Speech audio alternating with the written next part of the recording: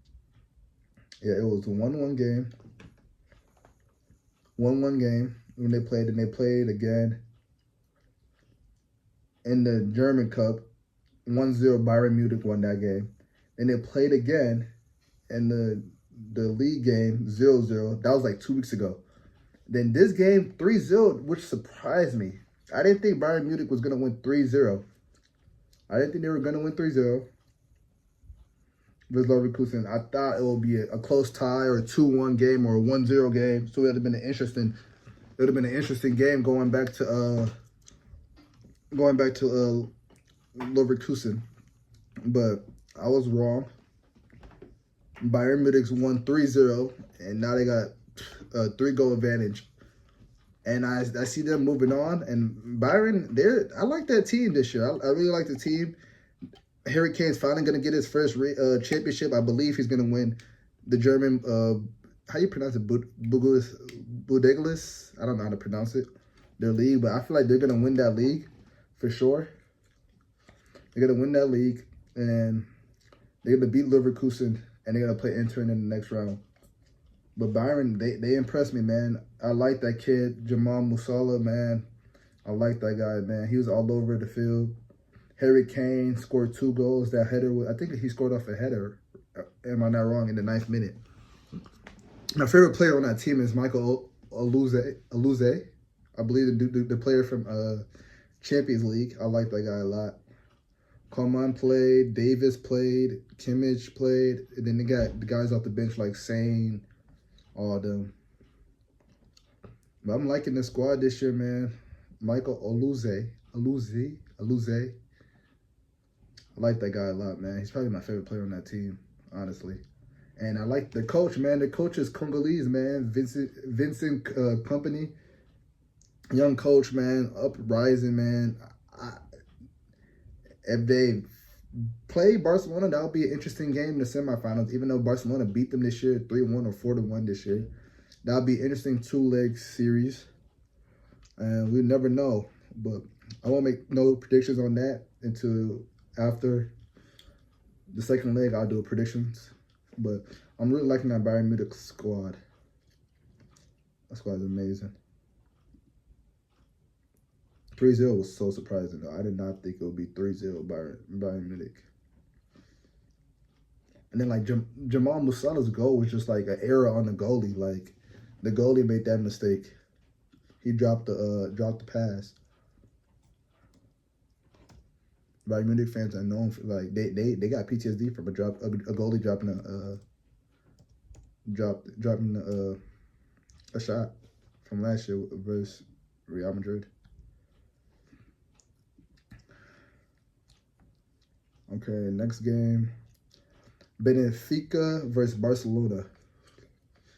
Man, I was watching them highlights, and remember they played earlier this year. I think it was 5-4 when Barca came back and won that game. I think Barca was down like 2-4 that game. I'm not sure. I forgot. Barcelona came back and won that game. I thought that game was going to be a little high scoring too. Probably like 2-1, 2-2 or so. Barcelona just refused to lose, man. Benfica came out striking. Like, they had a lot of shots. They had 26 shots, 8 on target. They had a lot of shots. They just couldn't find nothing to go. Barcelona got a red card at 22nd minute.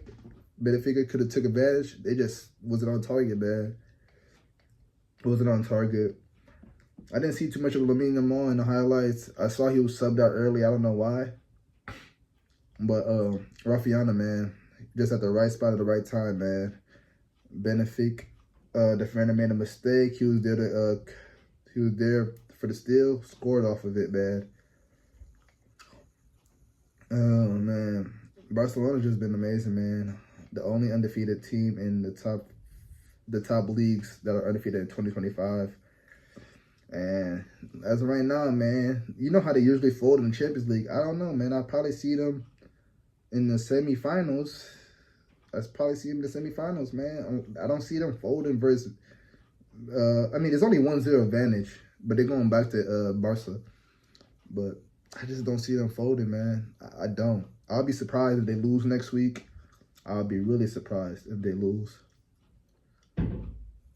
But 26 shots, benefit, and you lose that, it's kind of rough, man. PSG versus Liverpool, man. Whoo, that game was crazy. It was crazy just to like, because you see the stats and you'll be surprised. That's why I say it was crazy. I watched that full game, start to finish, man. And PSG played an amazing game. PSG played an amazing game. And y'all know me. I mean, I've been bashing PSG lately because they gave up on the three forwards, Messi, Neymar, and Mbappe. The fans wanted Messi out. Coaches didn't really like Mbappe. No, the president didn't really like Mbappe, and the coach wasn't really messing with Neymar. But this team been on the road, man. Even though they've been playing in the Farmers League in French, they've been on the road. They won like 10 straight games, tied a couple, I think. But it's all been versus French teams. So I just came in like, okay, Liverpool's going to dominate them. It's going to be a convincing 2-0 game, just 2-0. But it'll just be convincing. But it was the complete opposite, man. Liverpool came out sluggish, man. I didn't like the first half from Liverpool, man.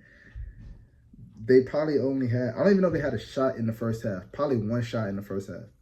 But Liverpool, man, their goalie, man. Shout out Alisson, man. Player of the match. 9 saves, man.